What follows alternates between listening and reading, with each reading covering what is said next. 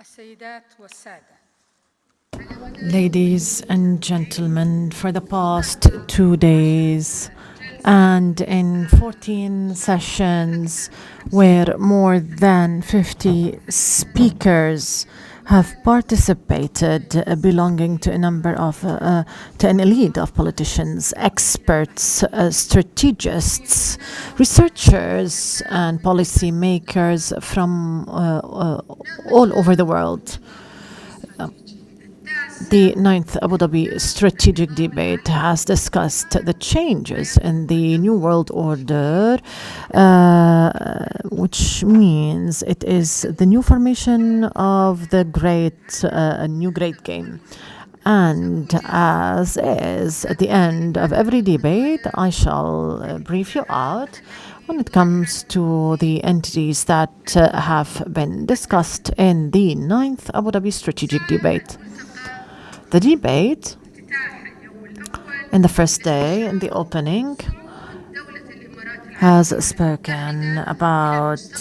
the moving forward of the UAE to the future, headed by His Highness Sheikh Mohammed bin Zayed, the President of the UAE. Definitely the vision of His Highness Sheikh Mohammed bin Zayed in building the new Emirati method and its development is based on two main pillars: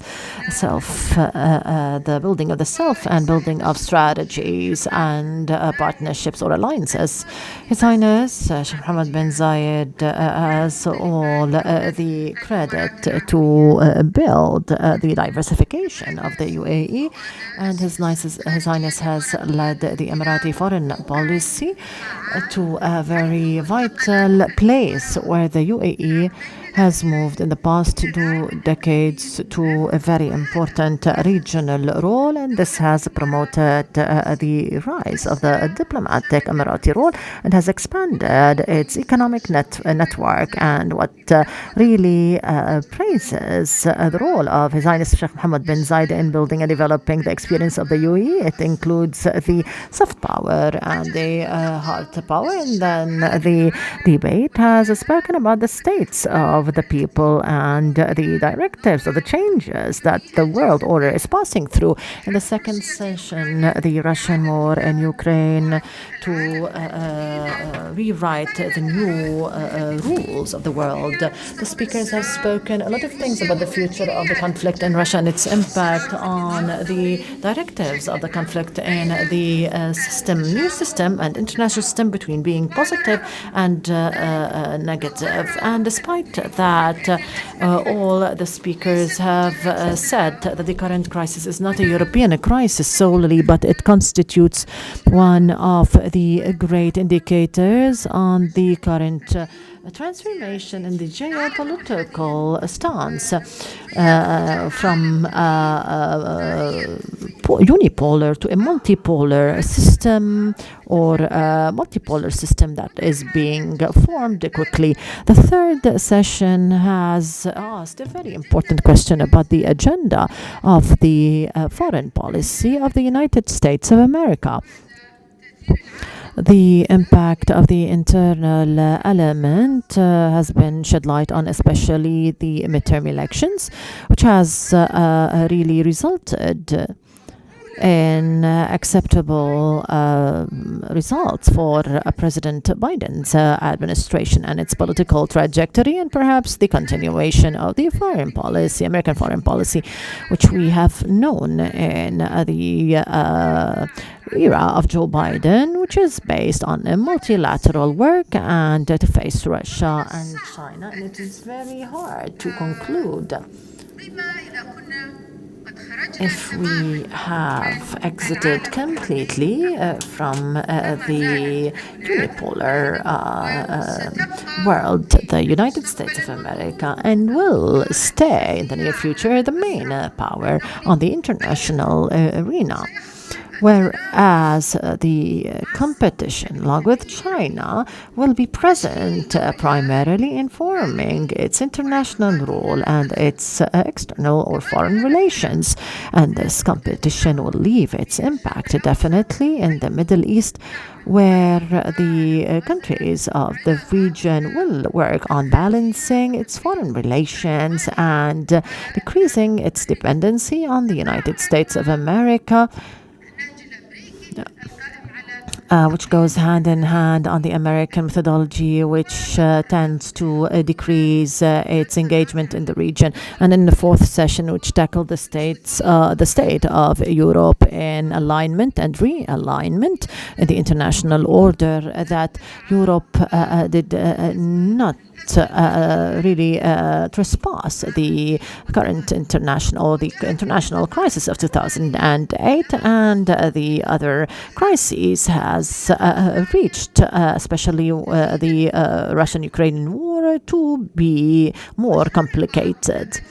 Some have mentioned that the independency in Europe, it's not only the military independency and the foreign policy, but that of higher value, which is related to the economy, to the European Union and its resources, and that the European Union cannot really leave Russia and China at the same time. So the positions of the European Union and that of America towards China are not really, do not go hand in hand. What's important for the European Union, that they know definitely that China is a great power and not a rival, but a competitor. The fifth session regarding the alignment and realignment in the international order. In the case of China, the speakers have said that it is very difficult to avoid what China represents of the current geopolitical status and economic status in the international system, and it is possible that it will be more important in the future. But the Chinese force and its foreign behavior, which is less conservative or reserved compared to the past, really stresses out a number of countries all over the world, including countries that depend on China economically, diplomatically, and perhaps security as well. And one of the most important challenges that the system international order is witnessing at the moment, how to manage and control this complicated relationship between China and the United States of America in a responsible and positive manner, including the issue of technological competition, which is ever growing between both countries. And it seems that the greatest threat threatening the American-Chinese relationship is the situation of the Taiwan island, where China is asking to control it again and to regain its independence. In the sixth session, which is regarding the geoeconomics of strategic competition, food and climate change,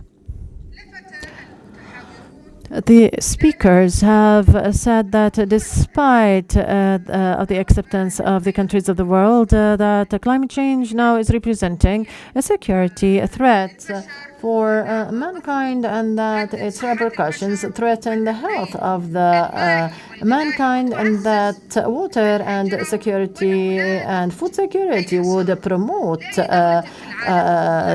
immigration, and the ramifications of the climate change is there. And despite that, till now, the declarations, all declarations are not turned into practical steps. And the speakers have agreed in the seventh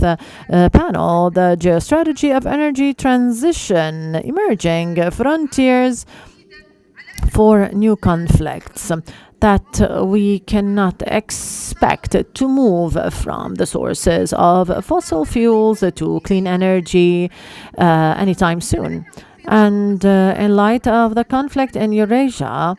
intrinsic change has happened in energy, but not an intrinsic change in the production and the consumption. And perhaps we cannot expect the continuation of the increase in demand on oil, which has resulted in the waging of wars and the sanctions on Russia. And the eighth session at the end of the first day has concluded, and which discussed really hegemony in the field of digital and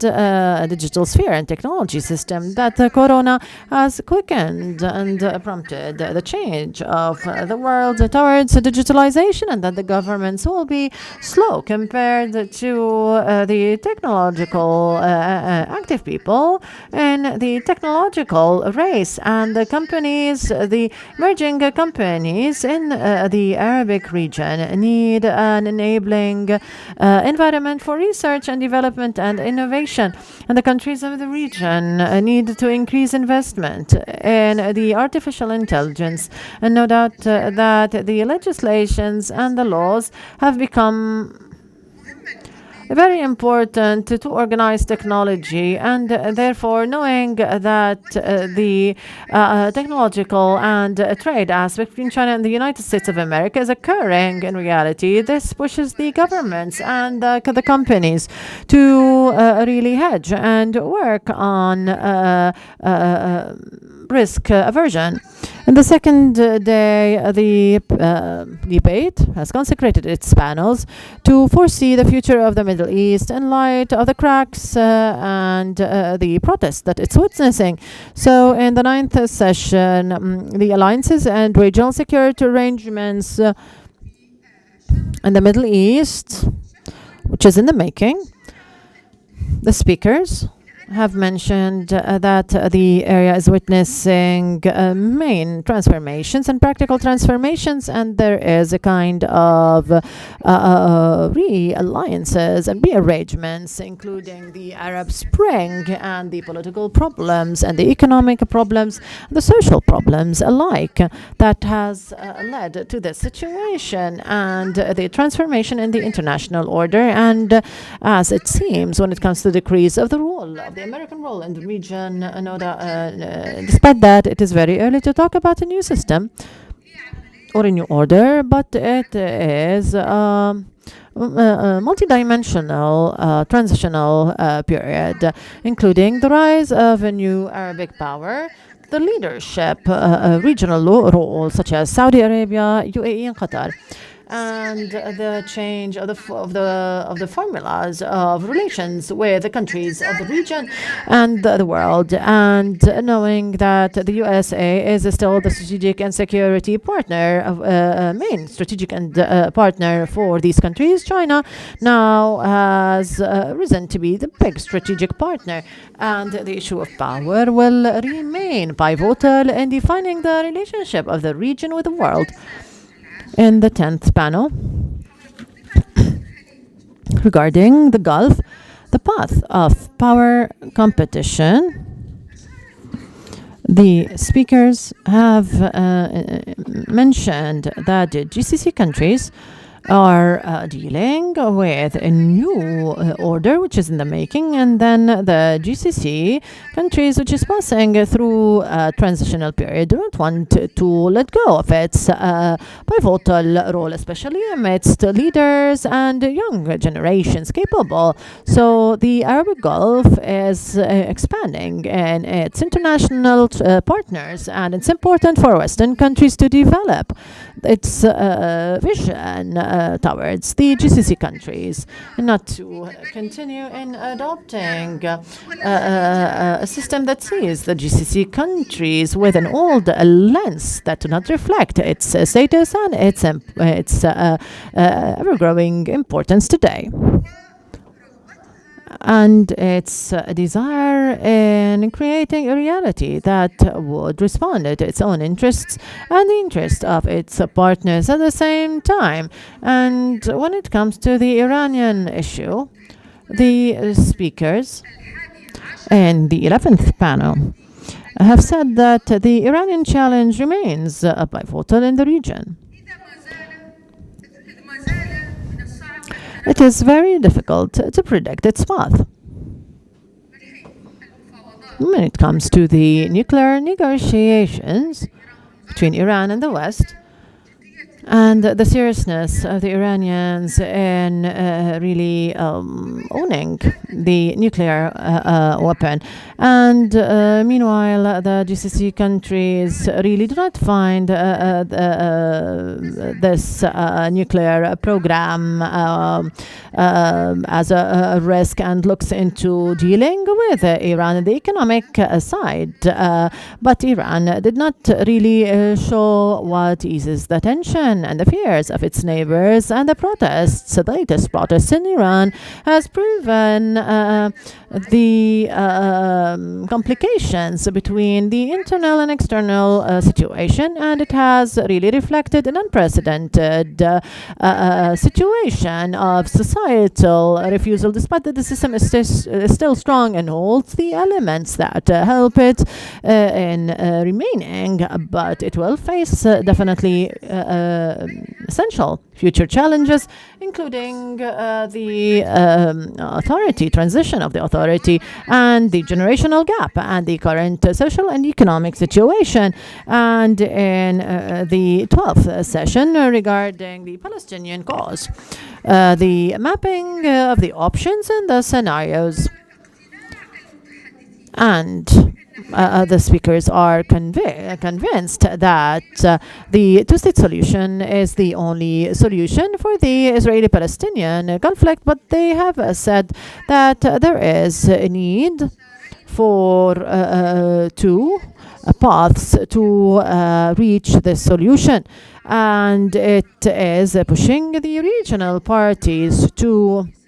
engage in forming a very clear roadmap for the Palestinian-Israeli negotiations. And second, to build on the Abraham Accord, where the cooperation and the regional partnerships are being fostered in vital fields in the region, which will really contribute in creating common interests and improving the quality of life for the Palestinians and the peoples of the region. And the 13th panel have really spoke about the climate change and public health in the Middle East, the challenges that the region is facing, Arabic region, and facing in the field of public health and the impact of climate change and the global warming. This region is really at risk more than any other region. And the last panel about the Middle East 4.0, it has spoken about the hidden gems, artificial intelligence and cyber warfare. But rather at a time where artificial intelligence and cyber warfare is very beneficial for the peoples of the world. The digital technology can really result in threats for the countries and the societies and the individuals, especially in light of the use of the government entities and officials and non-government entities for these cyber attacks. And there is definitely a race between countries in the digital field. And therefore, we can say definitely that the Gulf countries are one of the countries that are keen to be a priority in this digital transition and to consecrate the sciences and the applications of artificial intelligence. Ladies and gentlemen, this is a quick and brief overview for some of the points that have been mentioned at the 9th Abu Dhabi Strategic Debate of Ideas and Thoughts, which have an impact which was impacted from the Russian and Western conflict and the Russian-Ukrainian war, and the panels have spoken about a number of angles. At the same time, it has really insinuated a number of questions which need further discussions and research in the future. At the end, and in conclusion, I would like to express my thanks and gratitude to all the speakers and participants, men and women alike, who have really contributed in their thoughts and ideas and their expectations, and thank as well the moderators of the panels who have exerted a huge effort and really bringing